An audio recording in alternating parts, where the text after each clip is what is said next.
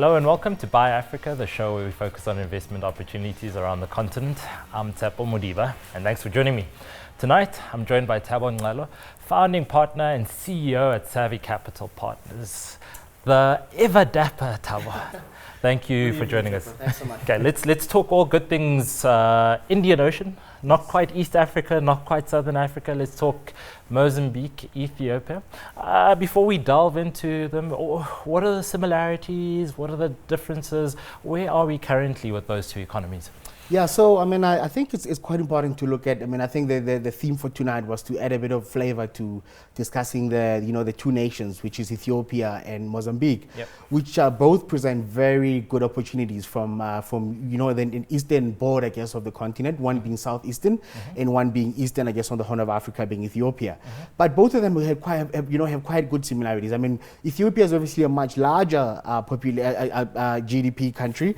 Call it 140 million dollars, and growing quite fast, as we all know, but with a very large population of also 90 million people.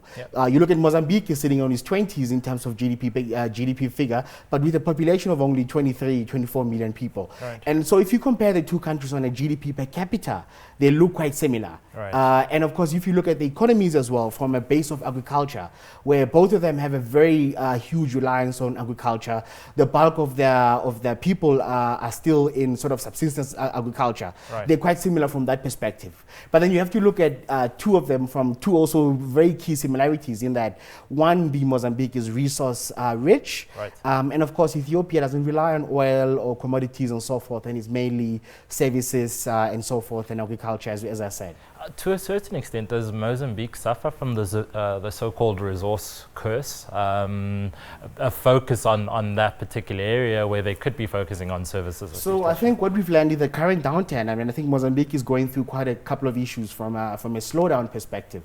And what we've learned in the current downturn is exactly what you're pointing out, Tshepho, and it's the economy wasn't diversified enough outside commodities to keep the growth going. So it's the same issue we see in Angola and in Nigeria, where the economies are slowing down. Right. So Mozambique has been quite reliant on coal, on the gas finds, the huge gas finds that obviously a lot of people have been speaking about in sort of the northern part of the country, in Pemba, in that sort of area, in Nakala and so forth. So if you look at the country, it hasn't really diversified itself away from those key big industries, aluminium as an additional example. But I think the country, realizes now that that's important. And just like most other commodity-reliant countries, it's a wake-up call.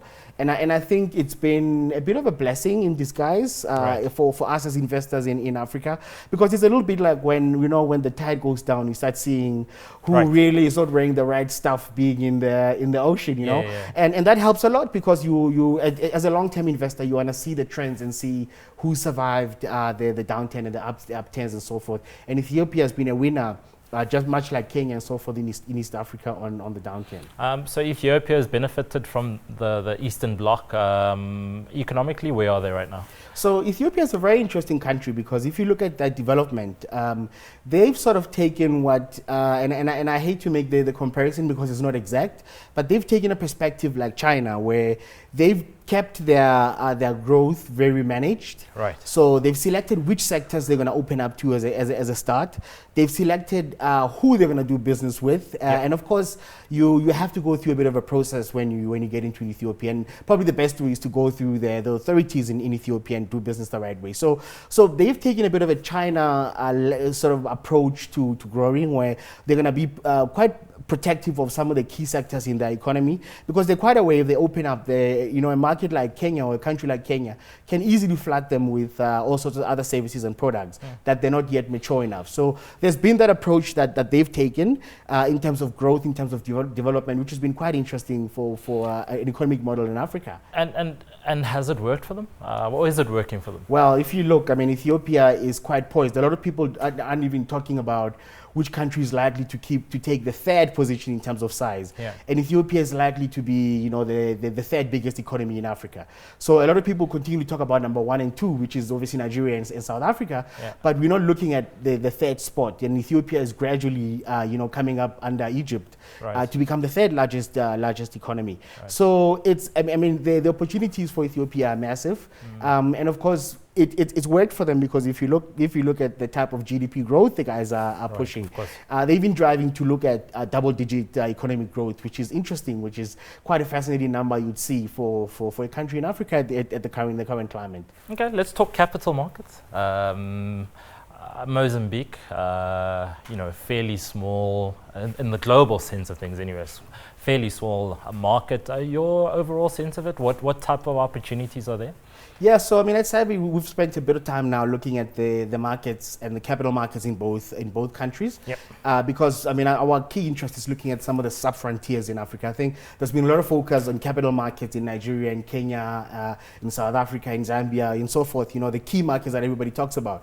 But we don't talk about the bubbling under markets like Ethiopia, like Mozambique. And Mozambique happens to have a capital market and a stock exchange, the BVM that exists. The Bolsa de Valores. I just want to say that you're on the right show to have this debate.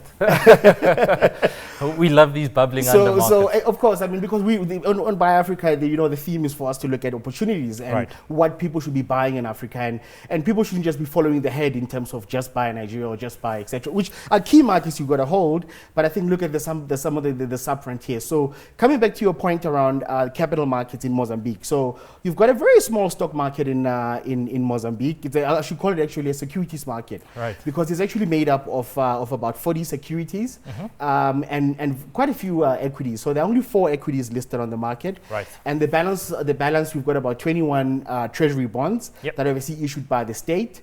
And as people would know, Mozambique local rates are about 17%, 18% plus as a base rate. So on the bond market, you can get quite healthy yields. And even on the Eurobond market for Mozambique, you can get quite risky but quite good yields on the bond market. Risky from the perspective of? Well, from the perspective that the country is now going through an issue with the IMF, with donors, right? Where the IMF has asked, or a lot of donors have asked the country to open up their books. It's come up now where the president came out when his trip to DC, to Washington DC, saying he'll open up. But is that risk that people aren't aware yet as to how much debt the country actually has. Right. So if you look at the country, Mozambique has a lot of state-owned companies. In Access, I think it's about 109 or so, 110 state-owned companies. Right. And people aren't unsure yet how much debt they carry. Gotcha. And how many guarantees. And that's where the debt issues have come out from the recent issue. The 4 companies listed, what is that split like? What is on the equity side, which is obviously a key interest and a key fascination for us, you're looking at 4 main companies in Mozambique, the biggest on the market.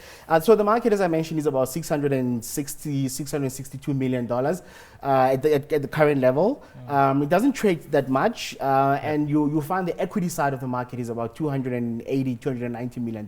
Right. So it's a small market. Yep. And out of that, a bulk of it is CDM, which is Cervejas de Mozambique.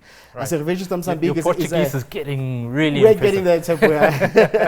But Cervejas de Mozambique is a subsidiary of SAB Miller. Yep.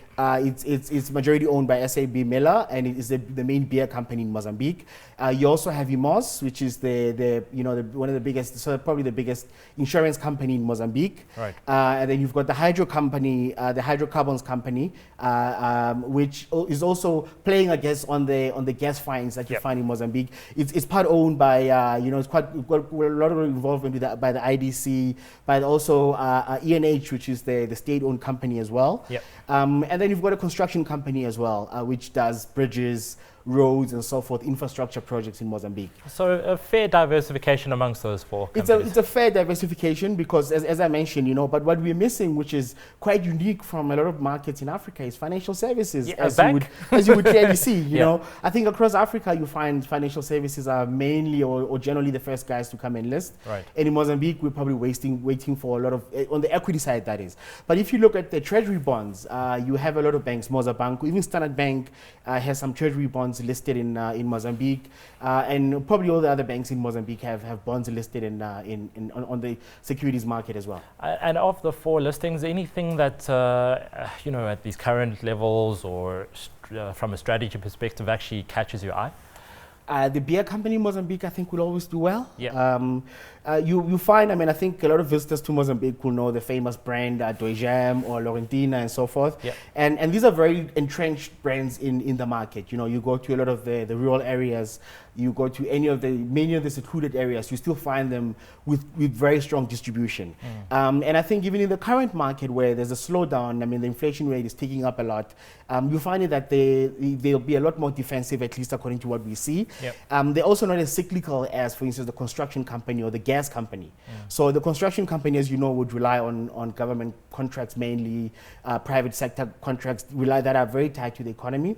The gas company, the hydrocarbons company is obviously reliant on the commodity cycle. Sure. So you'd want to really stick to a beer company, a commodities, FMCG type businesses that I think are very good to know, stick with, and over the long term they tend to make you quite a lot of good money.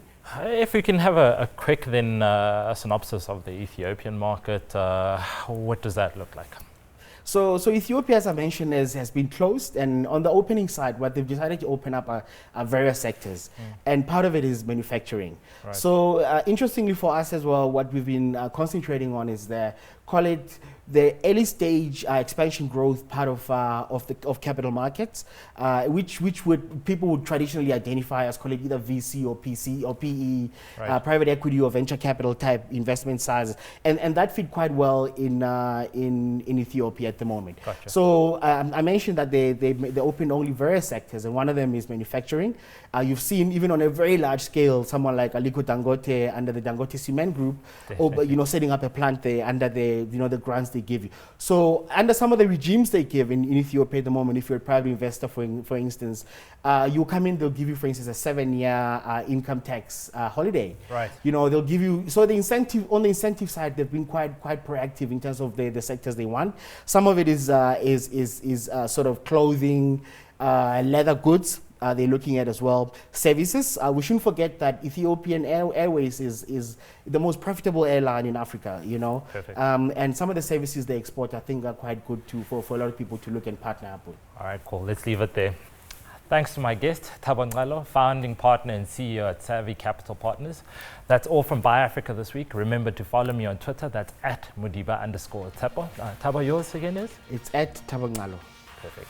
And send us your thoughts about the show using the hashtag BuyAfrica. From myself and the team, goodbye.